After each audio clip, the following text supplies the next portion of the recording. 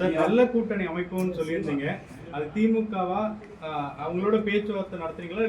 இப்போ விஜய் அவர்கள் பார்ட்டி தொடங்கி இருக்கிறாரு தமிழக வெற்றி கழகம், அதுக்கும் ஒரு ஆப்ஷன் இருக்கா?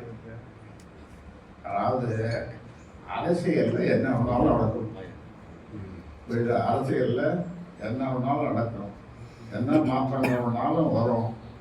அது 2 நாள் நாங்கள் தலைவர்கள் கூடி பேசுகிறோம்.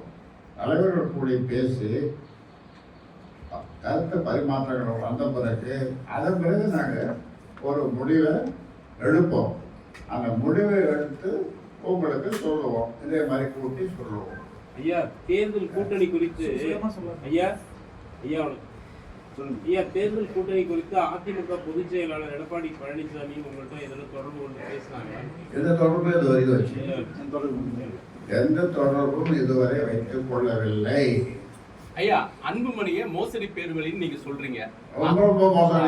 ஆனா எடப்பாடி பழனிசாமி அவரை அழைத்து பாமக தலைவர் என்று அவர் கூறியிருக்காங்க. இதை நீங்க எப்படி பாக்குறீங்க?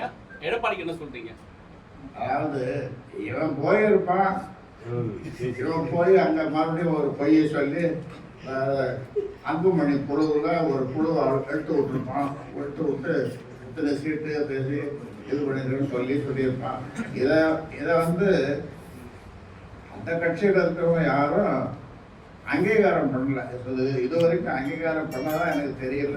பண்ணியிருக்காங்களா? அங்கீகாரம் பண்ணியிருக்காங்களா?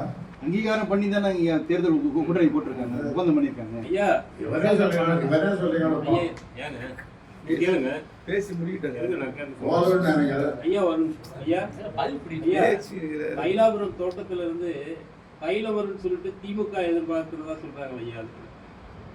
2 நாள் போருங்க. அடிக்கடி சொல்ற மாதிரி போக போக தெரியும், 2 நாள்ல தெரியும். சூசகமா சொல்லுங்க, மாநில கட்சியா தேசிய கட்சிங்களா? கூட்டணி மாநில கட்சியா தேசிய கட்சியான ஐயா சூசகமா சொல்லாங்க.